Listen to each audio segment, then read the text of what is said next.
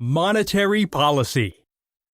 There are two main ways for the government to manage the economy: fiscal policy and monetary policy.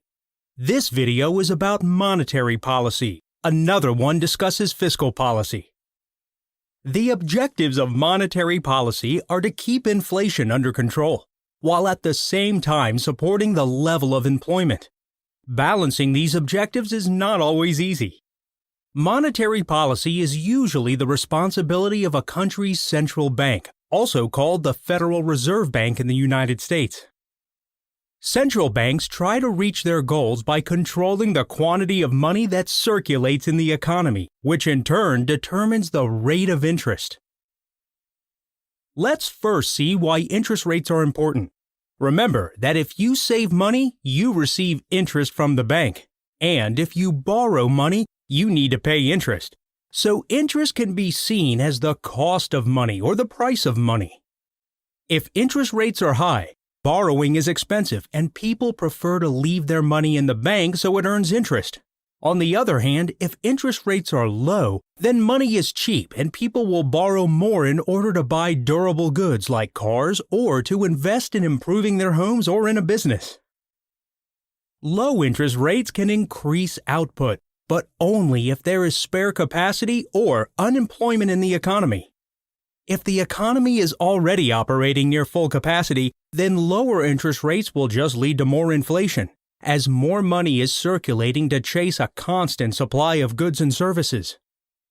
So, the central bank wants the interest rate to be low enough to promote economic activity, but at the same time manage the risk of inflation getting out of control. To achieve this goal, the central bank determines the federal funds rate, which is its target interest rate for banks to lend to each other. The way that the central bank tries to achieve this target interest rate is by controlling the money supply. Keep in mind that notes and coins are only a small part of the money supply. Bank deposits and securities that are easily converted into cash are much larger components of the money supply today. So, when we say the central bank is increasing the money supply or printing money, we usually mean that it is increasing the amount of deposits in the financial system. There are three main ways to control the money supply. The first and most important method is through open market operations. Here, the central bank buys government bonds in the open market from investors. The money that has been created to buy these bonds is deposited at banks and begins to circulate in the economy. Stimulating the economy by increasing the money supply is called an expansionary monetary policy. On the other hand, the central bank can reduce the money supply by selling bonds that it owns, thereby taking money out of the financial system.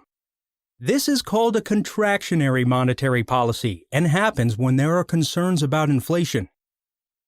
The central bank also impacts the money supply by setting the interest rate it charges other banks, called the discount rate. A final way to control the money supply is through the reserves it requires banks to hold. This is called the reserve ratio requirement and refers to the percentage of deposits that a bank must keep in reserves. The more money that banks need to keep in reserve, the less money is circulating in the economy.